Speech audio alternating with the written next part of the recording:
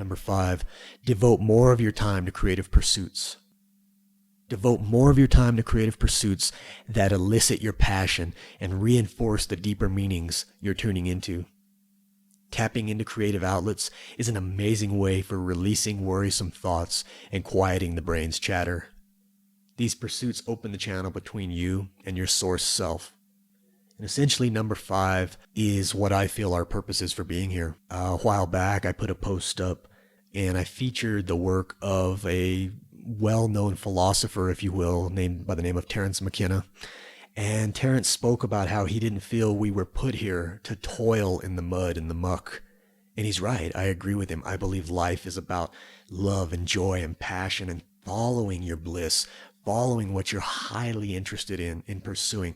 It's not meant to go to a job that you hate for 50, 60 hours a week for the next 30 or 40 years of your life. I think people fall into that trapping of thinking that they're supposed to slave away at a job that they hate because they go down the path of trying to figure out how they can bring in income.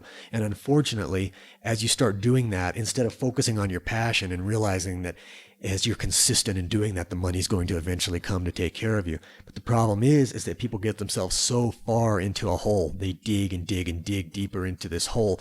They've got themselves so far in debt that they end up losing out on the ability to realize what life was about in the first place.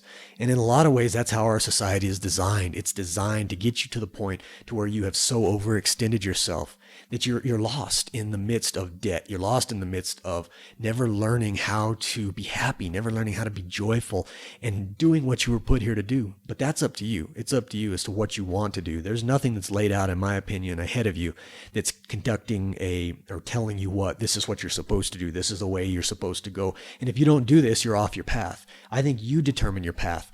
But ultimately, what tells you if that is a quote unquote correct path for you is how you feel when you're walking it.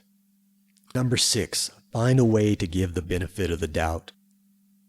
Find a way to give the benefit of the doubt as often as possible. The more often we let others off the hook, the more often we will allow ourselves the same forgiveness. Remember, everything we see manifest in our external reality stems from a deeper feeling place inside of us. So within, so without. I always say life's not happening to us, we're happening to it.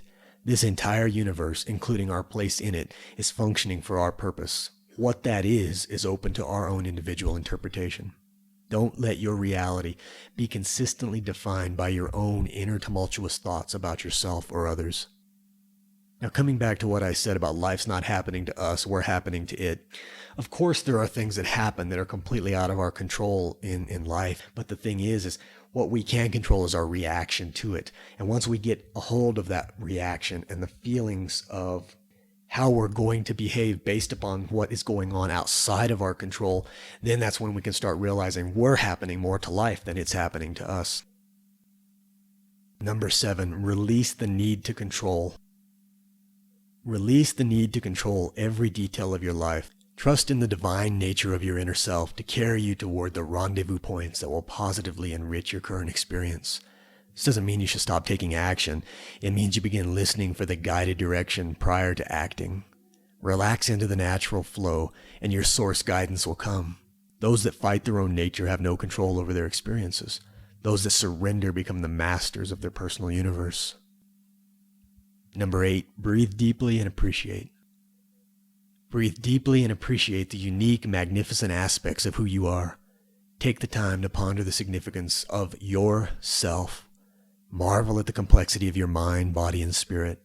Nowhere else in this entire universe exists another being identical to you.